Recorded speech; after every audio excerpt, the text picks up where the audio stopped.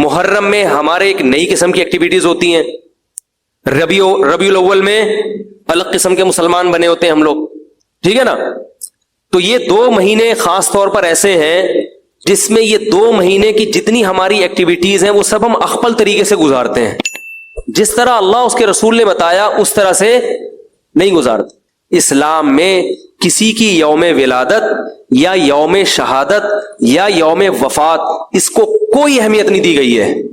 اگر دی گئی ہوتی تو سب سے پہلے محمد صلی اللہ علیہ وسلم کا یوم وفات کا دن ایسا تھا کہ اس پہ ہمیں غم منانے کا حکم دیا جاتا، اور یوم ولادت ایسی تھی جس پہ ہمیں خوشی منانے کا حکم دیا جاتا۔ کہیں بھی نہیں ملتا ہمیں۔ بعض حضرات یہ کہتے ہیں کہ آپ صلی اللہ علیہ وسلم کو خواب آیا تھا جس میں بتایا گیا کہ آپ کے نواسے حضرت حسین جو جنت کے سرداروں کے، جنت کے نوجوانوں کے سردار ہیں، ان کو آپ کی امت شہید کرے گی، تو آپ بلک بلک کے رونے لگے۔ اس سے بعض لوگ استدلال کرتے ہیں دیکھو غم حسین میں رونا چاہیے، تو یاد رکھو نبی صلی اللہ علیہ وسلم کو جب اطلاع ملی، آپ کو غم ہوا، آپ روئے۔ تو جب بھی کوئی غم کسی کو پہنچتا ہے اس کی آنکھوں سے آنسو نکلنا یہ نیچرل ہے۔ تو ایسی خبر کو سن کے آپ کو رونا آ جائے تو یہ سنت ہے، اس میں کوئی حرج نہیں ہے۔ لیکن کیا ہر سال نبی صلی اللہ علیہ وسلم جس دن یہ خواب آیا تھا تو اگلے سال اسی تاریخ میں دوبارہ روئے، پھر اسی تاریخ میں دوبارہ روئے؟ بھائی جب غم کی خبر ملی تو روئے آپ صلی اللہ علیہ وسلم۔ حضرت جعفر طیار آپ کے چچا زاد بھائی، ان کی شہادت کی آپ کو اطلاع ملی تو بھی آپ کے آنکھوں سے آنسو جاری ہوئے، تو کیا اب حضرت جعفر کے غم میں رونا بھی سنت ہوگا؟ بولو نا بھائی۔ اگر آپ صلی اللہ علیہ وسلم حضرت عثمان کے دور میں زندہ ہوتے اور اس طرح بے دردی سے حضرت عثمان کو شہید کیا جاتا تو کیا آپ نہ روتے ہیں بھائی؟ تو پھر حضرت عثمان کی یوم شہادت پہ رونا بھی کیا ہے؟ سنت ہونا چاہیے نا۔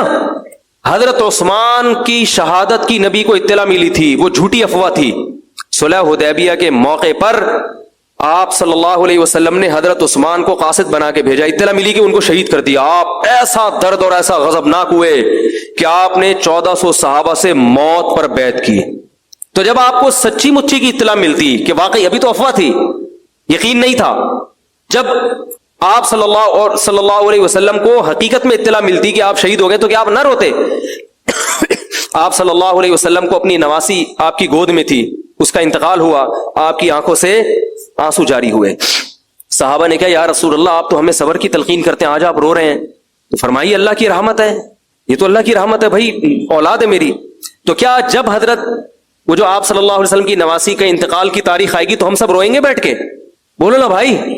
تو کہاں کی کہاں لگا دیتے ہیں۔ دیکھو ہر بدعت کو جائز کرنے کے لیے نہ کچھ دلیل ہر ایک کو مل جاتی ہے۔ تو میں بار بار کہتا ہوں جو شیعہ حضرات ہیں ان کا مسلک ہے، وہ تو صحابہ کو نہیں مانتے، تو ان کا جو مسلک ہے ان کو کرنے دیں، ان کے کام میں ٹانگ نہ اڑائیں، نہ ان سے بحث کریں، نہ ان کے کام میں ٹانگ اڑائیں۔ بولے بھائی آپ کا مسلک ہے آپ کریں۔ میں کہتا ہوں جو سنی لوگ ہیں جن کے اصول ہی الگ ہیں ان سے، وہ یہ سب کیوں کر رہے ہیں؟ بھائی یا تو ادھر ہو جاؤ، شیعہ بن جاؤ، کس نے روکا ہے؟ کوئی گورنمنٹ کی طرف سے پابندی تھوڑی ہے، کوئی پابندی نہیں ہے، آپ شیعہ بن جائے کوئی نہیں روکے گا آپ کو۔ کوئی شیعہ سنی بننا چاہے اسے کوئی نہیں روکتا، کوئی سنی شیعہ بننا چاہے اسے کوئی نہیں روکتا۔ لیکن جب آپ سنی ہیں تو پھر آپ کو ان اصولوں پہ چلنا پڑے گا جو اہل سنت والجماعت علماء نے بتائے ہیں۔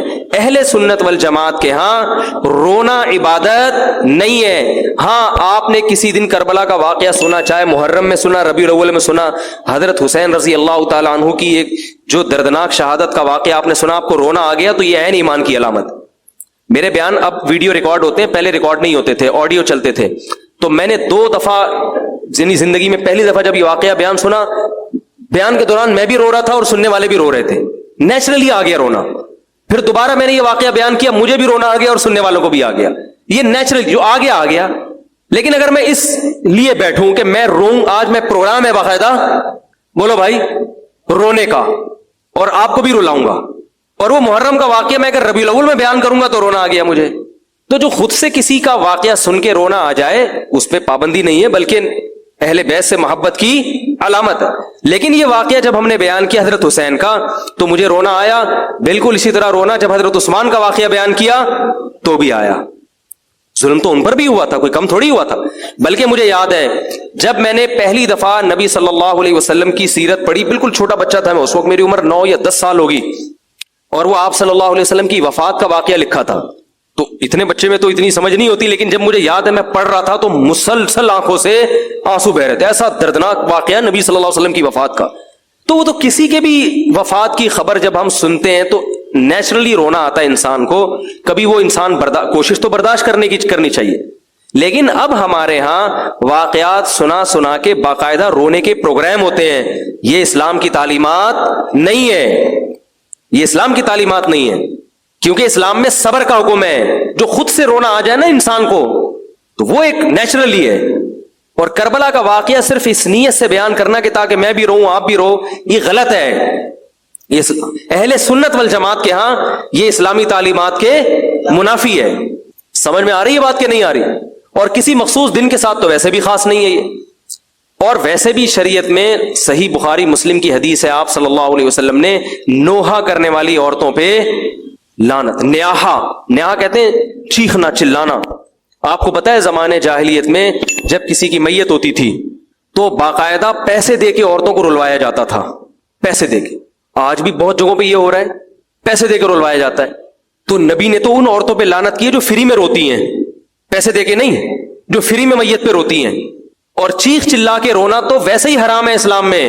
میت پہ جب بھی نبی صلی اللہ علیہ وسلم روئے ہیں آپ کی آنکھوں سے آنسو، بس چیخ چلا کے نہیں روئے ہیں. حضرت جعفر طیار بھی تو اہل بیت میں سے تھے. جب شہید ہوتے ہیں آپ کی 4 جوان بیویاں بیوہ ہوتے ہیں، چھوٹے چھوٹے بچے یتیم ہو جاتے ہیں، تو ان کی بیویاں جب روتی ہیں تو گھر سے باہر آواز آتی ہے. آپ نے پہلی دفعہ سمجھایا جا کے کہ ان سے بولو اپنی آوازوں کو پس کرو. جب دوبارہ تو آپ نے فرمایا منہ پہ خاک پھینک دو جا کے. حالانکہ ان کا جو رشتہ حضرت جعفر طیار سے تھا وہ ہمارا نہیں ہے، ہم تو بہت دور کے ہیں. اہل بیت سے جو جتنا ان کی بیویوں کا رشتہ ہے اتنا تو ہمارا نہیں ہے نا.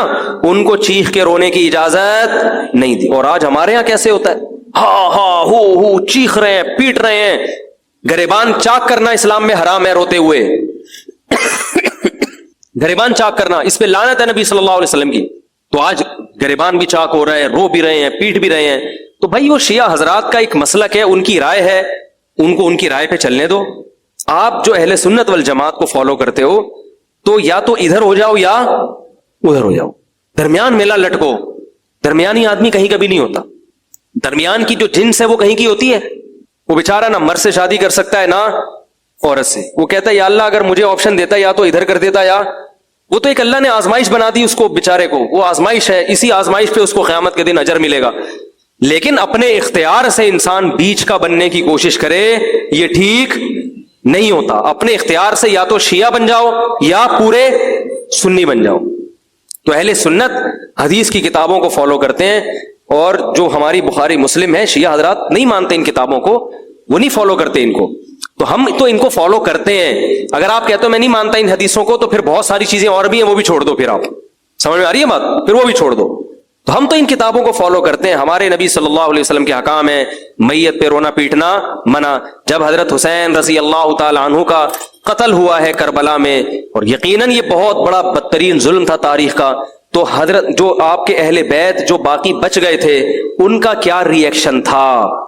جو صحیح اسناد سے جو چیزیں ثابت ہیں ان کا کیا ری ایکٹ تھا؟ کیا امام زین العابدین نے اس طرح سے نوحے کیے تھے کہ آپ نے سینوں کو پیٹا تھا؟ انہوں نے صبر کیا تھا انہوں نے. اور یہی اہل بیت کی شان تھی. تبھی تو قرآن کے الفاظ کیا ہیں کہ نیکی صرف یہ نہیں ادھر ادھر منہ کر کے نمازیں پڑھ لو، بلکہ والصابرین فی البأساء، جو پریشانیوں کے وقت کیا کرتے ہیں؟ صبر. تو ہماری نظر میں حضرت حسین کا قتل بھی ایک بہت بڑی ٹینشن، بہت بڑی پریشانی، مگر اس پر ہمیں صبر کا حکم ہے. اگر ہمارے اندر انتقام کی طاقت ہوتی تو انتقام لے لیتے. ہم جو بھی قاتلان حسین تھے ہمیں پتہ چلتا کہ یہ ہے، ہم انتقام لیتے ان سے. تو اس لیے ہم نے صرف وہ کرنا ہے جو اللہ رسول نے بتایا ہے. بدعت کے قریب نہیں جانا ہم نے، نہ ربیع الاول میں جانا ہے نہ ہم نے محرم میں جانا ہے. سمجھتا ہے کہ نہیں سمجھتا ہے؟ جائز ہے کاروبار، جائز ہے. میں نے کہا کہ کاروبار کرو، مالی لین دین کرو، دعوتیں کرو، مسلک کی میں پوزیشن واضح ہونی چاہیے. بھائی ہم سنی ہیں، مسلک کو مرج نہیں کرنا ہم نے. سبیلیں جو چل رہی ہیں چھوڑ دیں، وہاں اپنا کھانا کھائیں، نہ کسی کو منع کریں نہ خود جائیں. جو کر رہے ہیں ان کو کرنے دیں، ان کا مسلک ہے. بھائی بہت سارے فرقے ہیں تو وہ بھی آپ بولیں بھائی ہم چونکہ سنی ہیں، ہم اہل سنت والجماعت ہیں.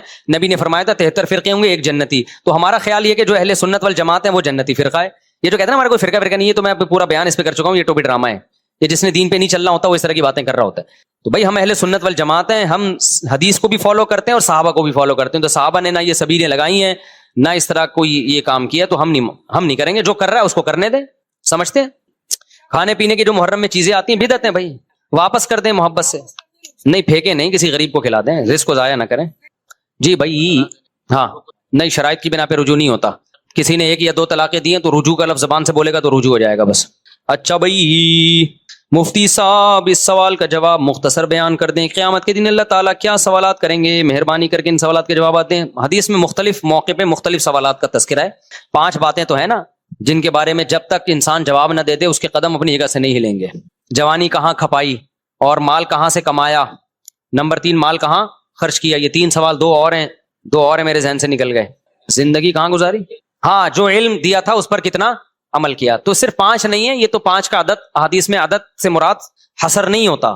بہت سارے سوالات ہیں, بڑے بڑے بنیادی سوالات ہیں بھائی. ہم نے ہر برائی سے بچنا ہے اور تمام فرائض اور واجبات کو پورا کرنا ہے.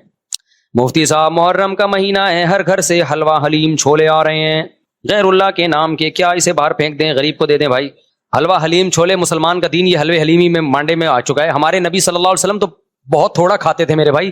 اسلام میں کھانا پینا عبادت نہیں ہے, غریبوں پہ صدقہ کرنا عبادت ہے, وہ بھی کسی خاص دن میں نہیں. جب آپ کسی کو بھوکا دیکھیں, چاہے محرم ہو سفر ہو ربیع آپ کھلا دیں. محرم میں صدقے کا کوئی اضافی ثواب نہیں ملتا, تو جب موقع ملے محرم ہو سفر ہو ربیع الاول ہو آپ غریب کو کھلا دیں. سمجھتے ہو؟ تو یہ چھوڑ دیں حلوے مانڈے.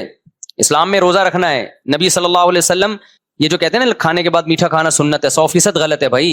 نبی ایک کھانا کھایا کرتے تھے, بہت تھوڑا کھایا کرتے تھے.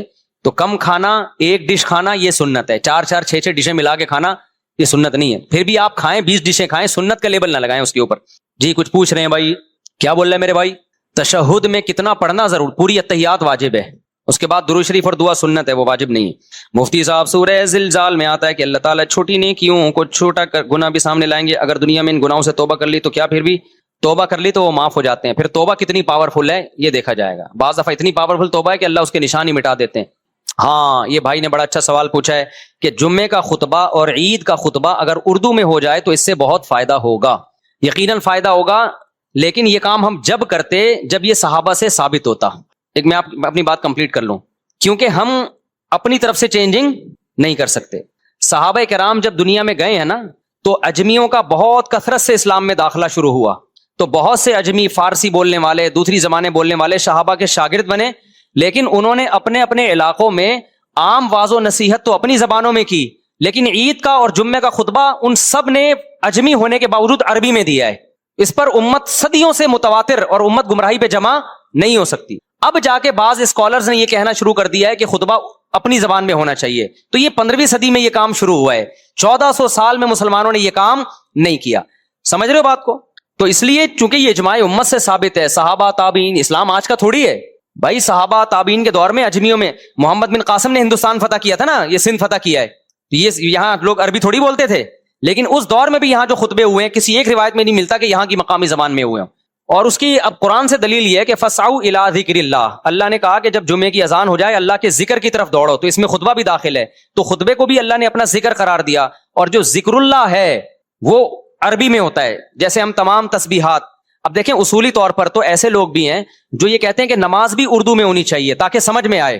تو لاجک تو ان کی بھی ہے. ایک صاحب ہیں باقاعدہ پوری نماز اردو میں پڑھتے ہیں, الحمدللہ رب العالمین سورہ فاتحہ کا کہتے ہیں تمام تعریفیں اللہ کے لیے, تمام جہانوں کا پالنے والا, بڑا مہربان, نہایت رحم کرنے والا. اے اللہ ہم صرف تیری عبادت کرتے ہیں, صرف تجھی سے مدد کرتے ہیں.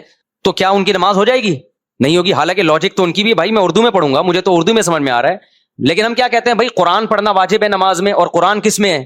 عربی میں. تسبیحات واجب ہیں, تو جو سنت ہیں وہ کس میں ہیں؟ آپ سبحان ربی العظیم میں اگر آپ یوں کہہ دو کہ میرا رب جو ہر عیب سے پاک ہے, وہ بہت جو عظمت والا ہے وہ ہر عیب سے پاک ہے, تو زیادہ دل لگے گا. لیکن یہ تمام چیزیں جو ہیں جو اسلام نے اسپیسیفک ذکر ہمیں بتایا ہے وہ عربی میں ہے. اب آپ کہہ سکتے ہو کہ پھر اسلام نے ایسے کام کا حکم دیا کیوں کہ لوگوں کی سمجھ میں آ نہیں رہا, فائدہ ہو نہیں رہا, اور آپ عربی میں ہی اس کو فوکس کر رہے ہو. اصل میں اسلام نے ایک اور حکمت دیکھی ہے کہ عربی زبان پروموٹ ہو, کیونکہ اسلام کی سرکاری زبان کیا ہے؟ عربی ہے. آج بھی آپ دیکھیں کسی بھی کنٹری میں سرکاری ڈاکومنٹس اس کی مقامی زبان میں ہوتے ہیں, حالانکہ وہ پبلک کو سمجھ میں نہیں آ رہے ہوتے بہت دفعہ, لیکن وہ کنٹری چاہتا ہے کہ بھائی ہماری زبان کو بھی تو ہو نا. جرمنی میں آپ جاؤ گے, آپ کو جرمن نہیں آتی, لیکن وہ چاہیں گے کہ آپ جرمنی زبان سیکھو تاکہ ان کی زبان ترقی کرے. تو اسلام نے یہ جو ذکر رکھا ہے, ذکر یہ عربی میں ہی رکھا ہے تاکہ عربی زبان کی بھی حفاظت ہو. تو اب علماء نے اس کا حل یہ تلاش کیا ہے کہ سنت بھی خراب نہ ہو, جمعے کا خطبہ عربی میں ہو, عید کا خطبہ عربی میں ہو, لیکن چونکہ مسلمانوں کا بہت بڑا مجمع ان دنوں میں آتا ہے تو اردو میں الگ سے واضح و نصیحت ہو جائے, تو اس طرح سے دونوں مصلحتیں حاصل ہو جاتی ہیں. کیونکہ واضح و نصیحت کے لیے کوئی خاص دن اسلام میں متعین نہیں ہے, وہ عید سے پہلے بھی ہو سکتا ہے, عید کے بعد بھی ہو سکتا ہے, جمعے سے پہلے بھی ہو سکتا ہے, جمعے کے بعد بھی ہو سکتا ہے. سمجھتے ہو؟ تو اس لیے ہمارے یہاں رواج یہ کہ عام تقریر اردو میں ہوتی ہے, ایک واضح و نصیحت کی ہے, جو خطبہ ہے اسپیسیفک وہ عربی میں ہی ہوتا ہے. یہ مزہ ہے اس کی. کیا بول رہا ہے بھائی؟ بس ترجمہ بعد میں کر لیں, اس کا بعد میں ترجمہ کر لیں. اچھا میرے بھائی جی, یار یہ قرآن خوانی کے لیے جو بچوں کو لے کے جاتے ہیں طریقہ ٹھیک نہیں ہے. آپ نے گھر میں قرآن پڑھنا ہے خود ہی پڑھے, مدرسے کے بچوں کو لے کے جاتے ہیں, وہ بچے تو بچے ہوتے ہیں, ان کو پتا ہے ابھی کھانے قرآن کے بعد دیکھ کھلے گی, ڈھکن کھلے گا, بریانی آئے گی, وہاں ایران توران یوں عجیب طریقے سے پڑھ رہے ہوتے ہیں, کوئی پڑھتے بھی نہیں ہیں, باتیں بھی ہو رہی, ان کا یہ تو مذاق بن گیا ایک چیز. اور ویسے بھی اصال ثواب کے لیے تو قرآن خوانی ثابت بھی نہیں ہے نا. کبھی آپ نے دیکھا حضرت ابوبکر کا انتقال ہوا تو حضرت عمر نے قرآن خوانی کروائی ان کے اصال ثواب کے لیے؟ قرآن تو جو جہاں چاہے اپنے طور پہ بیٹھ کے پڑھ لے, بس اس کے لیے باقاعدہ لوگوں کو جمع کرنا یہ صحیح نہیں ہے. ہاں بطور برکت کے لیے رقیہ کے طور پہ قرآن خوانی ہو سکتی ہے, کیونکہ رقیہ عبادت نہیں ہے, اس کے لیے ثبوت کی ضرورت نہیں ہے. تو دکان مکان میں برکت کے لیے تو وہ خود ہی پڑھ لیا کرو, سمجھتے ہو. بہرحال اگر کوئی مدرسے کے بچوں کو بلا کے بھی قرآن پڑھوا دے گا تو میں حرام ناجائز نہیں کہہ رہا اس عمل کو, لیکن یہ کہ یہ وہ بچے نہیں, ہمیں پتہ ہے نا, ہم جب چھوٹے بچے تھے تو ہمارے امام صاحب ہمیں آیت کریمہ پڑھانے کے لیے بلایا کرتے تھے کہ کراچی کے حالات بہت خراب ہو رہے ہیں, آؤ آیت کریمہ 5 لاکھ دفعہ پڑھنی ہے. ہم چھوٹے بچے شرارتی ہوتے ہیں, ہم جاتے, ہمیں کیا کراچی کے حالات سے, ہمیں تو یہ تھا کہ آیت کریمہ کے بعد گرم گرم جلیبیاں ملیں گی, بڑی مزے کی جلیبی ہوتی تھی وہ, تو ہم ایسے پڑھ رہے ہوتے تھے نا دانے, لا الہ الا انت سبحانک انی کنت من الظالمین, ایک کے بجائے 4 اٹھا لیے نا. پھر ہم یہ بھی کر رہے ہوتے تھے, جیسے کوئی بندہ بیٹھے اس کی جیب کھلی ہوئی ہے, شرارت, لا الہ الا انت سبحانک انی کنت من الظالمین, ٹھاک کر کے جا کے اس کی جیب میں گر گیا تو جیت گئے, دائیں بائیں گر گیا تو ہار گئے. یہ پروگرام چل رہا ہوتا تھا, تو کون کتنی نگرانی کرے گا بھائی. پھر اٹھا کے کبھی کسی کو لا الہ الا انت سبحانک انی کنت, اس کے کان پہ یوں کیا, لا الہ الا انت سبحانک انی کنت من الظالمین, لا الہ الا, وہ کہہ رہے کس نے مارا کس نے مارا بھائی, کہہ رہے ہمیں کیا پتا بھائی. پھر یوں کیا, یوں کہ لا الہ الا انت سبحانک, بچہ تو بچہ ہے نا میرے بھائی, اس کو کراچی کے حالات سے کیا یار. اس کے بعد گرم گرم جلیبیاں آتی تھی, مزہ, اب تک اس جلیبیوں کی لذت نہیں میں بھولا, ایسا مزہ آتا تھا. کراچی کے حالات گئے تیل لینے ہمیں جلیبیاں. تو بچوں کی یہی کنڈیشن ہوتی ہے میرے بھائی, جن کو آپ قرآن خوانیوں کے لیے بلاتے ہو. ہاں کر سکتے ہیں لین دین. مفتی صاحب جی, ارے بھائی وسوسوں کے بارے میں خدا کے لیے نہ پوچھا کرو, وسوسوں کے, اور یہ وہم اور وضو نہیں ہو رہا, اس سے خود پاگل ہو جاتا ہے, جو مفتی پاگل ہو جاتا ہے. وسوسے کے مریض کا علاج ہے اس کو چترول لگائیں ٹائٹ طریقے سے, 2 منٹ کے اندر تو وضو کر, ورنہ تجھے طبیعت سے چترول لگیں گے. اس کے علاوہ سمجھانے سے ان کا علاج نہیں ہوتا. ان پہ کوئی اللہ کی طرف سے کوئی عجیب ہی کوئی گناہ ہوتا ہے میرا خیال ہے, جس کی پھٹکار ہوتی ہے.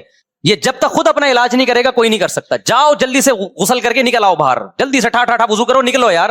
بیٹھا ہوا ہے, گھسا ہوا ہے, ایسے فضول قسم کے لوگ ہیں, غسل خانوں سے واش روم سے فون کر رہے ہوتے ہیں, مفتی صاحب میں 1 گھنٹے سے شاور کے نیچے کھڑا ہوا ہوں, مجھے تسلی نہیں ہو رہی. میں نے کہا مر جا تو, تالاب میں ڈوب کے مر جا, تاکہ گھر والوں کو پورا ٹینک خالی کر دیتے ہیں بھائی. یہ ایک وسوسے کے مریض کے گھر والے میرے پاس آئے, کہنے پانی بھر کے تھک گئے, مجھے پورا ٹینک پی جاتا ہے, یہ اس کا وضو ہی نہیں ہوتا کم وقت کا. تو یہ تقویٰ نہیں ہے, یہ ہیضہ ہے تقوی کا. ایسے آدمی کے طبیعت سے دھو دو اس کو, اس کا ابا کو چاہیے پولیس والے کو بلائے, یا خود طبیعت سے دھو دے, ٹھیک ہو جائے گا. یہ نہیں, یہ ٹھیک ہونے والی قوم نہیں ہے بھائی. ایک صاحب کو وسوسہ, خاتون کو وسوسہ, کہتی میں جب کپڑے دھوتی ہوں تو میرے ہاتھ ناپاک, اب یوں دھو رہی ہیں تو ہاتھ کیا ہو گئے, اب ہاتھ میرا نلکے پہ لگ گیا تو نلکا ناپاک. اب نلکا دھونے کے لیے انہوں نے دوسرے ہاتھ سے نلکا کھولا تو یہ والا ہاتھ ناپاک. اب یہ پانی لے کے نلکے پہ ڈالا, لیکن یہ والا ہاتھ کیا ہو گیا, ناپاک. اب یہ والا ہاتھ دھونے کے لیے کونی سے نلکا کھول رہی ہیں, یوں کر کے پانی آئے گا تو یہ والا ہاتھ وہ چھینٹ گر گئی نیچے, چھینٹ سے شلوار پہ لگ گئی, شلوار ناپاک. اب ٹانگ تو وہ ناپاک در ناپاک. تو وہمیوں کا یہ حال ہوتا ہے, اور ان کی یہی کم بختوں کی سزا ہے.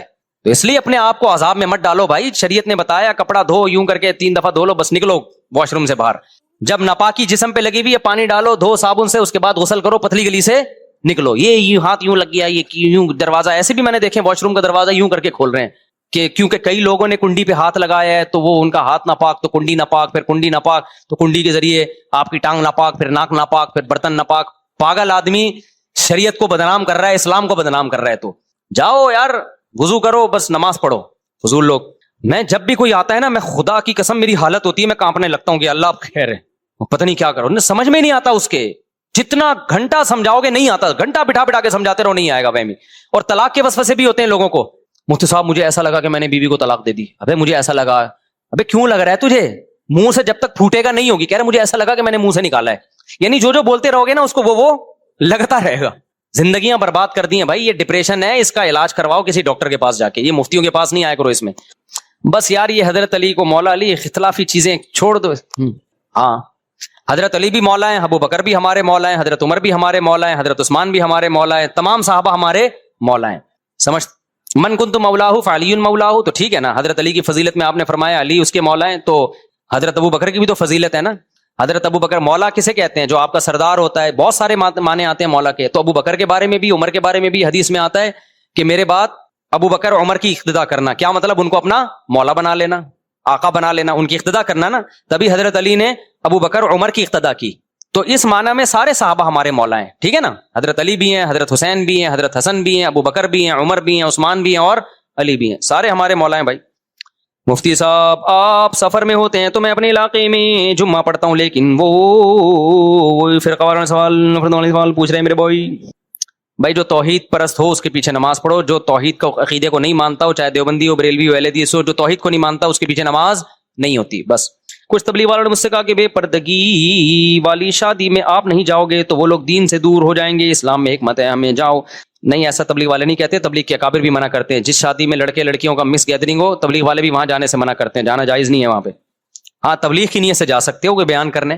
تبلیغ کی نیت سے تو شراب خانے میں بھی جا سکتے ہیں آپ, انجوائے کرنے کے لیے نہیں جا سکتے. تو جو مس گیدرنگ میں جا رہے ہیں, اگر وہ تو شادی میں انجوائے کرنے کے لیے جا رہے ہیں نا, وہ ناجائز ہے. لیکن اگر کوئی تبلیغ کرنے کے لیے جا رہا ہے تو وہ صرف جائز نہیں بلکہ لازم ہے. وہ سمجھتے ہو کہ نہیں سمجھتے ہو؟ جی جناب, وہ بھائی پہلے پوچھ لیں کھڑے. جی ہاں, واشنگ مشین میں جو کپڑے دھلتے ہیں کس طرح پاک ہوتے ہیں؟ واشنگ مشین میں جب کپڑے دھل جائیں نا مکمل صابن سے, تو 3 دفعہ پانی بہا دیں. 3 دفعہ کا مطلب یہ کہ واشنگ مشین کو بھریں, پائپ سے پانی 1 دفعہ نکال دیا, پھر دوبارہ بھرا, پھر نکال دیا, پھر تیسری دفعہ بھرا, تیسری دفعہ نکال دیا, کپڑا پاک. اور آسان طریقہ یہ پانی جاری کر دیں. 1 دفعہ جب کپڑے مکمل دھل جائیں تو واشنگ مشین کو میں پانی بھریں ایک طرف سے اور دوسری طرف پائپ سے نکال دیں, تو پانی جاری ہو جائے گا. جب اتنا پانی نکل جائے کہ صابن آپ کو اندازہ ہو, غالب گمان ہو, تو پانی پاک, کپڑا پاک ہو جائے گا. آٹومیٹک مشین 3 دفعہ دھوتی ہے, تو 1 دفعہ خود سے دھو لیں اس کو. ہاں 3 دفعہ دھوتی ہے وہ تو. لیکن اگر آپ کا خیال ہے اس سے صابن نہیں نکلا تو 1 دفعہ اور اس میں پانی. اور آٹومیٹک مشین یہ تھوڑی کہتی ہے کہ دوبارہ میں پانی نکال نہیں سکتی, تو 1 دفعہ پانی ڈال کے پھر نکال دیں اس میں سے, ٹھیک ہے نا. مزاروں میں جا کے دعا مانگنا الگ چیز ہے, دعا مانگنے کے لیے مزار جانا الگ چیز ہے. دعائیں کے لیے گھر یا مسجد میں دعا مانگو, مزار دعا مانگنے کی جگہ نہیں ہے. ویسے آپ کسی کی قبر کی زیارت کے لیے چلے گئے تو وہاں کھڑے ہو کر آپ دعا بھی مانگ سکتے ہیں, سمجھ رہے ہو. یہ ان کے وسیلے سے مانگ رہے ہیں, ان کا مطلب لوگوں سے پوچھیں کیا مطلب ہے وسیلے سے مانگ رہے ہیں. مبہم لفظ ہے یہ وسیلہ. ارشاد پوٹا کلیجی, پوتا یتیم ہو جائے. اچھا مجھے بھوک لگ رہی ہے نا, میں نے کہا پوٹا کلیجی کی بات کر رہے ہیں. پوتا اگر یتیم ہو جائے, دیکھو جب تک کسی کا سگا بیٹا موجود ہو پوتے کو وراثت میں حصہ نہیں ملتا. جیسے زید کے 2 بیٹے تھے, ایک بیٹے کا انتقال ہو گیا اور ایک بیٹا زندہ ہے. جس کا انتقال ہوا اس کے بچے ہیں, تو اس کے بچوں کو دادا کی وراثت میں حصہ نہیں ملے گا کیونکہ سگا بیٹا موجود ہے. سگا بیٹا ساری وراثت لے لے گا. سمجھتے ہو کہ نہیں سمجھتے؟ اب دادا کو اگر یہ احساس ہے کہ بھائی میرے اس بیٹے کے بچوں کو تو وراثت میں کوئی حصہ مل نہیں رہا, تو وہ دادا 1/3 کی وصیت کر سکتا ہے کہ میرے مرنے کے بعد 1/3 ان پوتوں کو دے دیا جائے, پوتوں پوتیوں کو, تو پھر جائز ہو جائے گا. لیکن اگر وصیت نہیں کرتا تو پھر نہیں ملے گا حصہ. جی جہاد فرض عین کب ہوتا ہے؟ جہاد فرض عین جب ہوتا ہے جب کوئی غیر مسلم کنٹری آپ کے اسلامی ملک پہ حملہ کرے اور آپ کی فوج اس حملے میں دفاع کے لیے کافی نہ ہو. آپ کو یہ خطرہ ہو کہ ہماری فوج دفاع نہیں کر پائے گی, اتنا پاورفل حملہ ہے, تو پھر عوام پہ بھی فرض ہو جاتا ہے کہ وہ بارڈر پہ جا کے لڑے. پھر وہ سب پہ فرض عین ہو جاتا ہے. لیکن یہ فیصلہ حکومت ہی کرے گی نا, حکومت اعلان کرے گی بھائی آرمی لڑائی کے لیے کافی نہیں ہو رہی, اتنا پاورفل حملہ ہے, تو پھر لوگ رضاکارانہ طور پر جاتے ہیں. تو پہلے جوان جائیں گے, وہ بھی کافی نہیں ہو رہے تو پھر سارے جائیں گے. ایک وقت ایسا آتا ہے کہ عورت بھی جائے گی لڑنے کے لیے, سمجھتے ہو, کیونکہ اپنی قوم کا دفاع کسی قیمت پہ اسلام اس پہ کمپرومائز کرنے کی اجازت نہیں دیتا آپ کو. نئی محرم میں شیعہ لوگ بلیک کپڑے پہنتے ہیں, ان کو پہننے دیں, ان کا مذہب ہے. میں نے بار بار کہا کسی کو چھیڑو نہیں, اپنا مسلک چھوڑو نہیں. تو اسلام میں وائٹ کپڑے ہیں بھائی, نبی صلی اللہ علیہ وسلم نے سفید لباس کو پسند کیا ہے. ہم نے سارے علماء صلحاء دیکھا ہے وائٹ کپڑے پہنتے ہیں. احرام میں کوئی وائٹ احرام ضروری نہیں ہے لیکن پھر بھی ہم وائٹ, کفن میں کوئی وائٹ کفن ضروری نہیں ہے لیکن پھر بھی ہم وائٹ. میری جب بھی شادی ہوئی ہے وائٹ کپڑے پہن کے دولہا بناؤں میں. ایک بڑا دن ہوتا ہے, انسان کی شادی ہو رہی ہوتی ہے تو وائٹ کپڑے پہنے. آپ کلرفل بھی پہن سکتے ہیں لیکن وائٹ کی فضیلت زیادہ ہے. سمجھتے ہو کہ نہیں سمجھتے؟ اور وائٹ کا بالکل اپوزٹ ہے بلیک. تو اگر آپ نے وائٹ چھوڑنا ہی ہے, کریم کلر کے پہن لو, کوئی اور پہن لو, بالکل اپوزٹ بلیک کی طرف جا رہے ہو. وہ بھی جائز ہے, لیکن محرم میں جو لوگ بلیک پہنتے ہیں وہ ایک عبادت سمجھ کے, فضیلت سمجھ کے, تو وہ شیعہ لوگوں کو کرنے دیں, وہ ان کا مذہب ہے. آپ سنی ہیں, سنیوں کے ہاں نہ محرم میں بلیک نہ کسی اور میں. ویسے بلیک پہنے تو کبھی بھی پہن سکتے ہیں, لیکن اسپیسیفک محرم میں غم کے اظہار کے لیے بلیک پہننا سنی مذہب میں جائز نہیں ہے. تو آپ ایک کو فالو کرو, دوسرے کو پہ طنز نہ کرو. مونچھیں مونڈنے اور سر کے بالوں کے مونڈنے کے بارے میں تحقیق ہو جائے, جائز ہے بھائی, حرام نہیں ہے, لیکن بہتر یہی ہے کہ مونچھوں کو قینچی سے چھوٹا کیا جائے. اچھا بھائی, 7 اجری معاف چونکہ ضرورت ہے. کیا لکھا ہوا ہے میرے بھائی, سمجھ میں نہیں آ رہا ہو. کہہ رہے ہیں کہ بے ادبی معاف. اچھا چونکہ ضرورت ہے. زیر ناف بالوں کی کیا حدود ہیں؟ بھائی یہ حیا کے خلاف سوال چھاؤں میں پوچھ لیا کرو. جہاں گھنے بال شروع ہوتے ہیں بس وہاں سے کاٹنا لازم ہے. مفتی صاحب, میرے کزن اپنی بیوی کو طلاق دی, اس کے سامنے دی, اور تیسری اس کو کہا کہ اگر گھر سے باہر گئی تو میری طلاق ہے. کیا یقین طلاق ہو گئی؟ اور میرے ماموں کھڑے ہیں, یہ ایک طلاق کہتے ہیں, یہ ایک طلاق ہوئی, باقی 2. بھائی اگر 2 طلاقیں دے دیں وہ تو ہو ہی گئی, اور تیسری میں یہ کہا کہ گھر سے باہر نکلی تو طلاق. تو اگر اس وقت گھر سے باہر نکل گئی تو تیسری بھی ہو گئی, نہیں نکلی تو تیسری نہیں ہوئی. اب بعد میں نکلے گی تو ہوگی کہ نہیں ہوگی, تو اس میں دیکھا جائے گا سیاق و سباق کیا تھا, کہ شوہر کا مقصد اس وقت روکنا تھا, اگر اس وقت جا رہی تھی اس وقت روکنا تھا, تو پھر اس وقت رک گئی, بعد میں جائے گی تو طلاق نہیں ہوگی. اور شوہر کا مقصد یہ تھا کہ کبھی بھی گھر سے باہر نہ نکلے, تو پھر جب بھی نکلے گی طلاق ہو جائے گی. ایسا پاگل شوہر معلوم ہوتا ہے کوئی نہیں. طلاق کی قسم میں رجوع نہیں ہے. اگر شوہر نے کہا نا تو گھر سے باہر نکلی اور نیت یہ تھی کبھی بھی زندگی میں نکلی, تو اب اس طلاق سے رجوع نہیں ہو سکتا.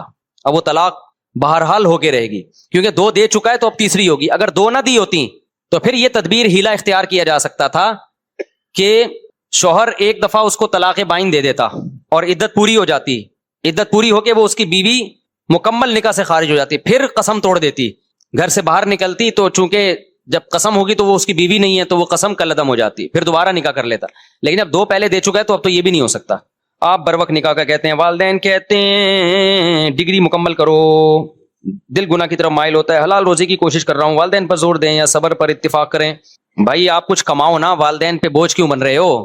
دیکھو یورپ میں جا کے نا سارے پاکستانی انسان کے بچے بن جاتے ہیں, ایسی محنت کرتے ہیں. صبح یونیورسٹی میں پڑھ رہا ہوگا جرمنی میں, جہاں واقعی پڑھائی بھی ہوتی ہے, شام کو کہیں ٹیوشن پڑھا رہا ہوگا, فری لانسنگ کر رہا ہوگا, کما بھی رہا ہے, فیسیں بھی بھر رہا ہے, سارے کام کر رہا ہے. ادھر پوستیوں کی طرح پڑھا ہوا ہوگا اور کہہ رہے میرے ماں باپ میری شادی نہیں کرتے. تو ماں باپ کو پتا ہے ہم نے اس پوستی کی شادی کر دی, یہ بہو کو بھی ہمارے اوپر لا کے ڈال دے گا, بچے اسپیڈ سے پیدا کرے گا, اور سارا مسئلہ کس کے لیے کھڑا کرے گا؟ یہ ابا کے لیے.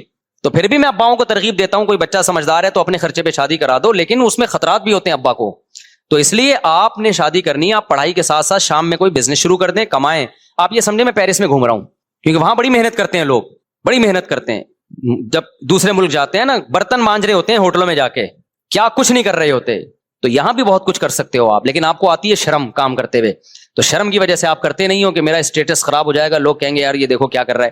تو کرو بھائی, یہاں مزدور بھی بہت ٹھیک ٹھاک کما لیتے ہیں کراچی میں, ایسی ایسی دہاڑیاں لگتی ہیں نا مزدوروں کی, بہت کما رہے ہیں الحمدللہ سب لوگ اللہ نے. کراچی تو ویسے ہی ایک ایسا شہر ہے, میں اکثر بتاتا ہوں کہ میں گلگت کے ایک گاؤں میں گیا, بہت دور دراز کا علاقہ تھا, چائے پینے ہوٹل پہ گیا, ہوٹل والے نے میری بات چیت سے اندازہ لگایا کہ کراچی کا آدمی ہے.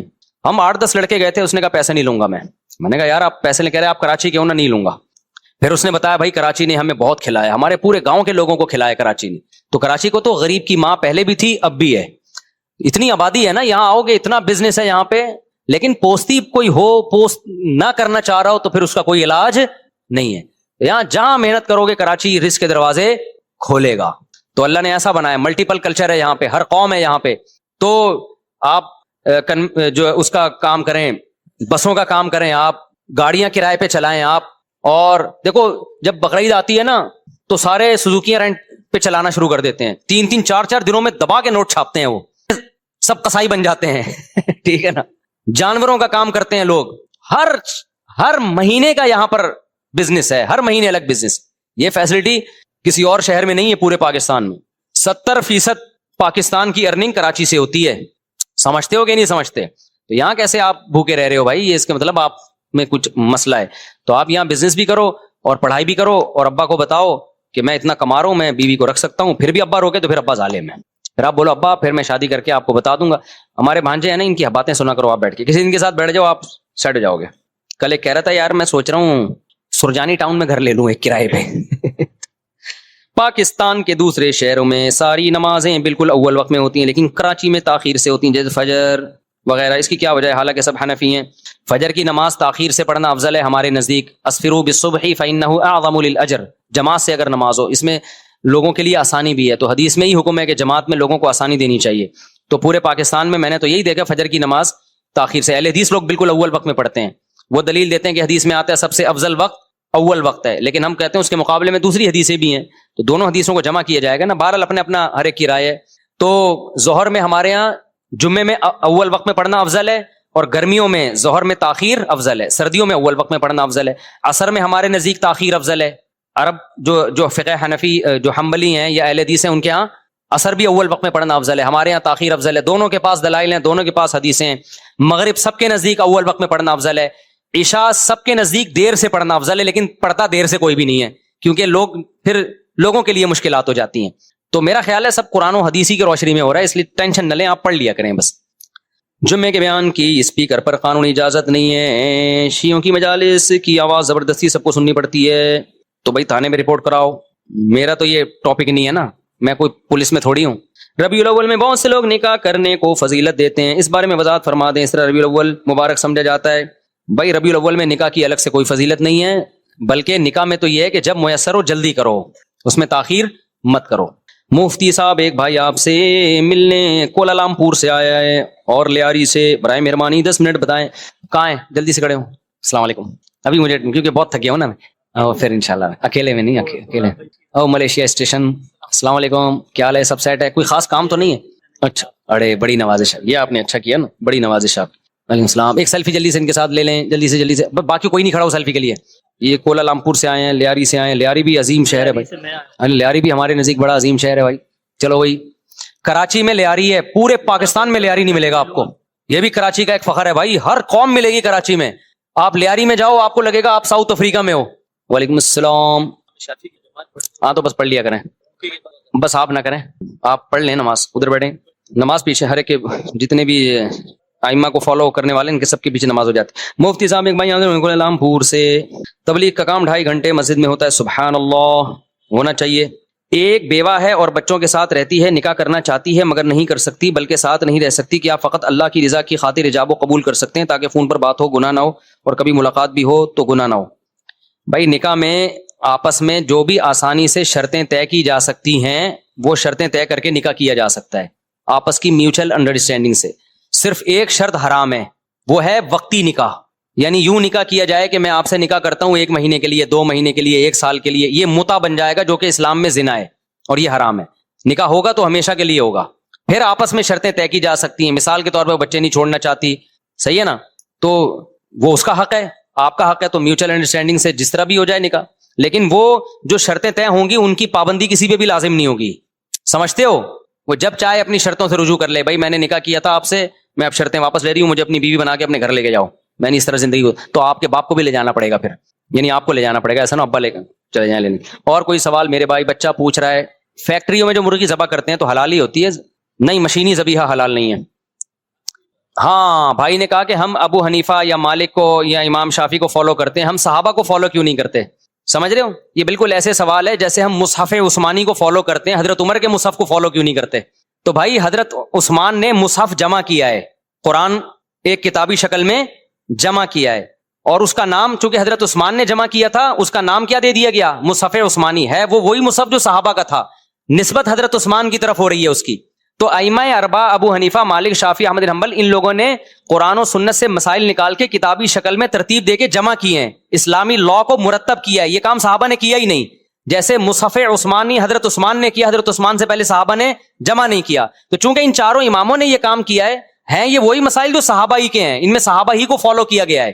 لہذا جو ابو حنیفہ کو فالو کرتا ہے وہ صحابہ ہی کو فالو کر رہا ہے، جو امام شافعی کو فالو کر رہا ہے وہ صحابہ ہی کو فالو کر رہا ہے. نسبت صحابی کے بجائے ان ائمہ کی طرف اس لیے ہوتی ہے کہ مرتب مدون انہوں نے کیا ہے، سمجھتے ہو؟ تو بعض دفعہ کوئی شخص کوئی کام ترتیب دیتا ہے تو اس کی طرف نسبت ہوتی ہے.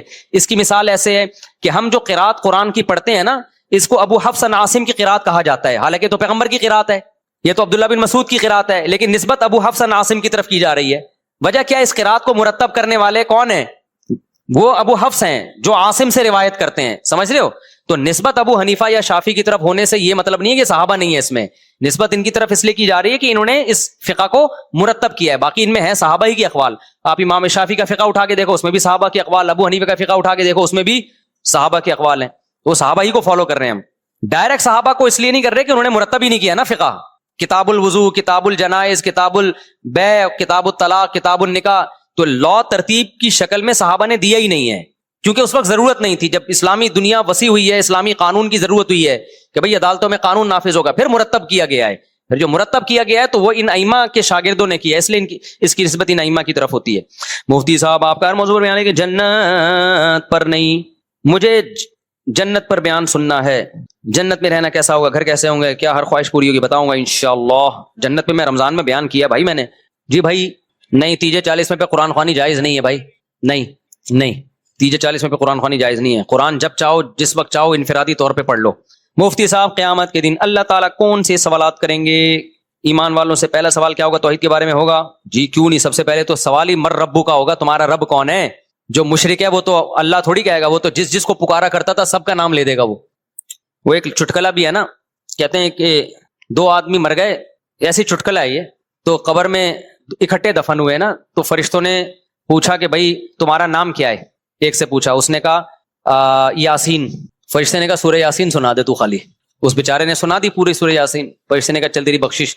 دوسرے کا نام تھا بقرہ، وہ پھنس گیا یار، یا کچھ اور بڑی صورت والا نام ہوگا. اس نے کہا یار میں تو پھنس گیا. بھائی ویڈیو نہیں بنائے. تو فرشتے نے پوچھا تمہارا نام کیا ہے. اس نے کہا نام تو بقرہ ہے لیکن پیار سے کوثر کہتے ہیں لوگ. پیار سے کیا کہتے ہیں؟ کوثر کہتے ہیں. مفتی صاحب ہماری کون سی جماعت ہے؟ میرے اماموں کہہ رہے ہیں کہ ہماری جماعت کا نام مسلمین ہے، اور کہتے ہیں آپ اماموں کے قول کو مانتے، قرآن سے نہیں مانتے.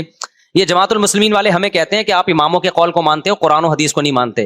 حالانکہ امام جتنے بھی تھے قرآن و حدیث کو مانتے تھے، تو امام کے قول کو ماننے والا قرآن و حدیث کو ماننے والا کہلائے گا نا. لیکن جماعت المسلمین کے بارے میں یقین سے کہتا ہوں، یہ جو نیا فرقہ بنا ہے 1975-76 میں، اس سے پہلے یہ فرقہ تھا ہی نہیں. یہ لوگ اپنے امام کو مانتے ہیں، یہ قرآن و حدیث کو نہیں مانتے. یہ میرا 20 دفعہ کا تجربہ ہے. ان کے سامنے آپ قرآن کی آیتیں حدیثوں کے انبار لگا دو، یہ ٹس سے مس نہیں ہوتے. یہ مانیں گے اپنے امام کو. تو جو اپنے آپ کو کہتے ہیں نا میں تقلید نہیں کرتا، آپ جب گہرائی میں جاؤ گے تو وہ اندھی تقلید کر رہا ہوتا ہے. اور ہم جو تقلید کرتے ہیں وہ اندھی نہیں ہے، ہم نے تو دلائل پڑھے ہیں، ان کے علی وجہ البصیرہ ہم تقلید کرتے ہیں. سمجھتے ہو کہ نہیں سمجھتے؟ لوگ کہتے ہیں تقلید علی وجہ البصیرہ ہوتی نہیں، یہ بات غلط ہے. ایک تقلید اندھی ہوتی ہے، ایک ہوتی ہے کہ آپ کس کو فالو کر رہے ہیں، اس کو دیکھیں، اس کے برحق ہونے کے دلائل ہوں آپ کے پاس. دونوں تقلیدوں میں زمین اور آسمان کا فرق ہے. مشرکین جو تقلید کرتے تھے باپ دادا کی، وہ اندھی تقلید تھی. قرآن کہتا تھا تمہارے باپ دادا خود ہی حق پر نہیں ہے، تم ان کی کیسے تقلید کر رہے ہو. اس سے پتہ چلتا ہے اگر حق پر ہوتے پھر تقلید جائز تھی. جیسے کہ یوسف علیہ السلام نے کہا کہ میں اپنے باپ دادا کے دین کو فالو کرتا ہوں. یعقوب اور ابراہیم قرآن میں آئیے، کیونکہ یعقوب اور ابراہیم کیا تھے؟ برحق تھے نا. تو یہ ائمہ اربعہ جو ہے نا، چاروں امام ابو حنیفہ، مالک، شافعی، احمد بن حنبل، ان پر اجماع ہے پوری امت کا کہ یہ برحق ہیں، یہ قرآن و سنت کو فالو کیا انہوں نے. تو ان کا فالو کرنے والا قرآن و سنت ہی کا فالو کرنے والا کہلائے گا. ہاں یہ ہے ایک ڈائریکٹ فالو کرنا ہے، اور ایک ہے ان ائمہ کی رہنمائی میں فالو کریں. تو جو ڈائریکٹ فالو کرتے ہیں اگر وہ مجتہد ہیں، پورا قرآن پوری حدیثیں ان کو آتی ہیں اور بڑی اللہ نے مہارت دی ہے، پھر تو ٹھیک ہے. لیکن ہم نے جس سے بھی ملے ہیں ہمیں اندازہ ہوا کہ ان کو صرف اپنے مطلب کی حدیثیں آتی ہیں، اپنے مخالف والی حدیثیں آتی نہیں ہیں. بس ان کے پاس ایک ہوتا ہے اپنے مخالف کی حدیث کو ضعیف بول دو، اپنی والی کو کیا کہہ دو؟ صحیح ہے. تو یہ چل رہا ہے مارکیٹ میں. تو اس لیے میرے بھائی جماعت المسلمین، تو جب کہا گیا نا جماعت المسلمین والے کہ ہم جماعت المسلمین ہمارا کوئی فرقہ نہیں ہے، آپ ان سے کہو اچھا وہ کہتے ہیں حدیث میں آتا ہے فرقہ واریت کے دور میں جماعت المسلمین کو فالو کرنا، تو آپ ان سے کہو حدیث میں جو آتا ہے فرقہ واریت کے دور میں جماعت المسلمین کو فالو کرنا ہے، اس سے مراد وہ فرقہ نہیں ہے جس کا نام جماعت المسلمین ہے. اس کا مطلب ہے مسلمانوں کی جماعت کو فالو کرنا. کیا مطلب؟ عام مسلمانوں کے پیچھے چلنا، نیا فرقہ نہیں بنانا. آپ نے کیا کیا؟ عام مسلمانوں کو چھوڑ کے ایک نیا فرقہ بنایا اور ظلم یہ کیا، اس کا نام جماعت المسلمین رکھ دیا. یہ اللہ نے نہیں رکھا، یہ آپ نے رکھا ہے. سمجھتے ہو؟ پھر بھی سمجھ میں نہ آئے نا جماعت المسلمین والوں کے، تو پھر ان سے کہنا کہ اچھا مجھے ایک بات بتاؤ، حدیث میں جو آتا ہے کہ جماعت المسلمین کو فالو کرنا، اس سے پارٹ 1 مراد ہے، پارٹ 2 مراد ہے. کیونکہ اس وقت ان کے 3 پارٹ چل رہے ہیں. جماعت المسلمین پارٹ 1 وہ پارٹ 2 کو نہیں مانتا، جماعت المسلمین پارٹ 2 پارٹ 3 کو نہیں مانتا، اور 3 اور 1 اور 2 کو نہیں مانتا. اور تینوں کا دعویٰ ہے کہ جماعت المسلمین جنت میں جائے گی. تو میں نے بتایا نا جو بھی فرقہ واریت کا لیبل لگا رہا ہے نا کہ فرقہ واریت ختم کر رہا ہوں، جب گہرائی میں جاؤ گے نا تو وہ نیا فرقہ بنا رہا ہوتا ہے. لیبل اچھے لگا رہا ہے وہ. تو جو فرقہ ہی 15ویں صدی میں بنا ہے بھائی، وہ کہاں سے ٹھیک ہو سکتا ہے یار؟ جماعت المسلمین اپنے باپ دادا سے پوچھو، جانتے بھی نہیں ہوں گے، تھا ہی نہیں کوئی فرقہ. تو امت تھوڑی گمراہی پہ جمع ہو سکتی ہے. اچھا میرے بھائی مفتی صاحب صلی اللہ علیہ وسلم ہو گیا، یہ مشرک باپ کے لیے وفات کے بعد دعائیں مغفرت کر سکتے ہیں؟ نہیں کر سکتے. میرا شہد کا کاروبار ہے، آغا خانیوں سے لین دین کر سکتا ہوں؟ کر سکتے ہیں. آغا خان جا کے علاج کراتے ہو تم آغا خان ہسپتال میں، یار تم اس کی بات کر رہے ہو. ان کے نظریے مت لو، ان کے عقیدے کو مت لو. عقیدہ بھائی ہم سنی ہے، ہمارا ایک مذہب ہے، ہمارا ایک رائے ہے، ہم اس پہ کمپرومائز نہیں کریں گے. آپ سے گزارش ہے کہ بندہ اپنی شادی کے لیے پریشان ہے،